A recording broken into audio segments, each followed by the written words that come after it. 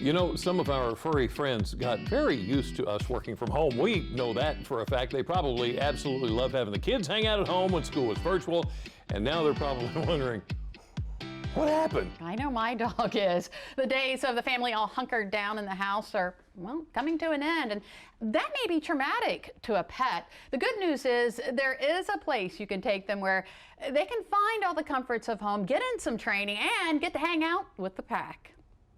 In the 4 years since Jerry Black bought Weeping Willow Kennels in Salisbury, he's put a lot of work into the facility. You know, we'd gotten the air conditioning in the building, that we extended the kennels, and basically changed up the operation, how it used to work. Then the pandemic hit.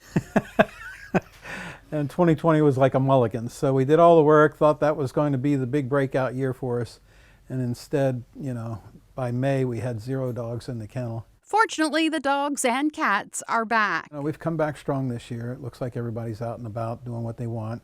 And Weeping Willow Kennels is ready. We're the largest kennel on the Eastern Shore. We're actually 2 kennels in one. I have a large dog kennel we call Big Paws, and we have our small dog kennel we call Little Paws. In addition to that, pets have access to a 2-acre dog park, 7 play yards that are closed in, and 30-foot-long kennels. And then you have the environmentally controlled section, and you have an outer under roof section, and then you have even another extension onto that where they can get outside, look left and right, and socialize, which dogs love to do. And new this year, dog training services. Kellen Layton is a master dog trainer. I like to just help people find a balance with their dog and help the dog have the best life they can have. Training options depend on the amount of time she spends with the dogs. We have day trained, so they come in during the day, they get dropped off by their mom or dad in the morning and then picked up after work. And then there's also the board and train, which is somebody drops off their dog, we set a goal, I make an assessment, I tell them what I can do in a certain amount of time.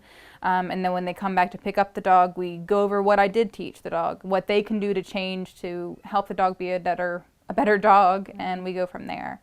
Jerry says bringing Kellen on board is a way to raise the bar as far as quality of service at the kennels. And by that I mean, if you're running a training program in your kennel, then basically all dogs benefit from that. Because I can't go and train Spot to do certain things when I'm back there and then ignore what I taught Spot and go do something different with Duke or Cindy or whatever.